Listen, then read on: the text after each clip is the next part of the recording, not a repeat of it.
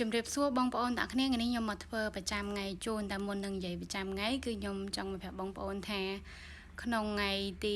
20 21គឺខ្ញុំដល់វគ្គចុះរៀបហុងស៊ុយទៀតហើយអញ្ចឹងសម្រាប់បងប្អូនដែលគាត់ចង់រៀបហុងស៊ុយផ្ទះដើម្បីដាក់វត្ថុមង្គលចាប់លាបបងប្អូនអាចឆាតមកខ្ញុំបានព្រោះយើងឆាប់បានជួបគ្នាអញ្ចឹងណាអញ្ចឹងនៅសល់តែមួយថ្ងៃបងប្អូនអាចតំណតំណងមកខ្ញុំមុនបានដើម្បីណាត់គ្នាជួបក្នុងការប្រឹក្សាអីផ្សេងអញ្ចឹងណាចឹងខ្ញុំមកធ្វើប្រចាំថ្ងៃជូនបងប្អូនទាំងអស់គ្នាថ្ងៃនេះថ្ងៃទី17ខែ5ឆ្នាំ2025គឺជាថ្ងៃភ្លើងបោកមកជាមួយនឹងចហើយចមានធាតុដីបោកនៅពីក្រោមអញ្ចឹងចំពោះបងប្អូនដែលគាត់ត្រូវការធាតុភ្លើងនិងធាតុដីគឺហេងហើយជាពិសេសអ្នកដែលគាត់មានថាសក្នុងតួរិស័យមានខាលជាមួយនឹងមមីក៏ហេងដូចគ្នាដែរហើយបងប្អូនដែលគាត់ហេងកាន់តែខ្លាំងគឺយើងត្រូវការធាតុភ្លើងនិងធាតុដីដែលគាត់ឆុងគឺបងប្អូនគាត់មានរោងក្នុងតួរិស័យមិនថាក្នុងម៉ោងកាតថ្ងៃកាតខែកាតឬមកក៏ឆ្នាំកាតដែរបងប្អូនត្រូវមានការប្រុងប្រយ័ត្នចំពោះអ្នកដែលមានរោងនៅក្នុងតួរិស័យមិនថានៅក្នុងតួណាទេហើយជាពិសេសយើងអត់ត្រូវការធាតុភ្លើងឬមកក៏យើងអត់ត្រូវការធាតុដីត្រូវតែប្រយ័ត្នឲ្យបានខ្ពស់ព្រោះឆុងក្រំឃ្លាំងតាក់ទងទៅនឹងរឿងលុយកាក់ទ្រព្យសម្បត្តិអីផ្សេងរីឯបងប្អូនដែលគាត់មានបញ្ហាឆុងបន្ទាប់ទៀតគឺអ្នកដែលគាត់មានជូតមានវោកជាមួយនឹងរកា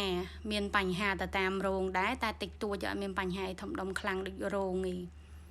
ទិសអសរប្រចាំថ្ងៃគឺនៅខាងជើងប្រចាំខែខាងកើតប្រចាំឆ្នាំខាងកើតអញ្ចឹងនៅសល់ចន្លោះខាងត្បូងនិងខាងលិចដែរជាទិសល្អហើយផ្កាយលេខ8ហោះចូលទីតាំងកដាលអញ្ចឹងលេខ9នៅខាងជើងជើងលិចលេខ1នៅខាងលិច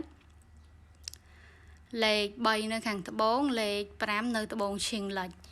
ហើយបងប្អូនអាចទាញប្រយោជន៍ពីទិសល្អបានហើយព្យាយាមកុំរង្គោះរង្គើជួសជុលដាំស្វានទិសឆុងជាមួយនឹងទិសអាសល់ឬមួយក៏ហៅថាទិសសួយភួរឬមួយក៏ទិស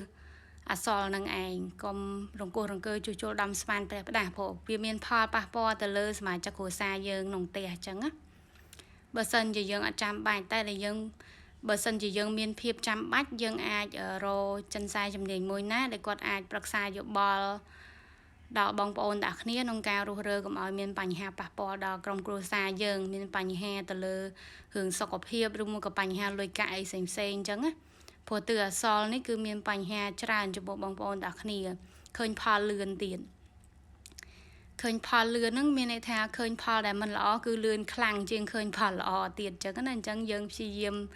កុំជួសជុលដាំស្វានព្រះផ្ដាស់បងប្អូនដែលគាត់ចង់រៀបហុងស៊ុយផ្ទះប្រញាប់ក្នុងការរស់រាន់តាក់តងមកព្រោះដោយសារយើងចិត្តដល់ពេលវេលាចាប់លាបធំហើយក្នុងខែ5គឺយើងមានឱកាសតែក្នុងខែ5ហ្នឹងទេអញ្ចឹងណាអញ្ចឹងបងប្អូនកុំឲ្យរំលងហួសចឹងថ្ងៃនេះមកមានប៉ុណ្្នឹងឯងបងប្អូនទាំងគ្នាសង្ឃឹមថាបងប្អូនទិញបានប្រយោជន៍ពីវីដេអូមួយនេះហើយសូមបងប្អូនជួយ like និងជួយ share ដើម្បីបានបងប្អូនដទៃទៀតឃើញវីដេអូហុងស៊ុយដូចគ្នាដែរអរគុណច្រើនជម្រាបលា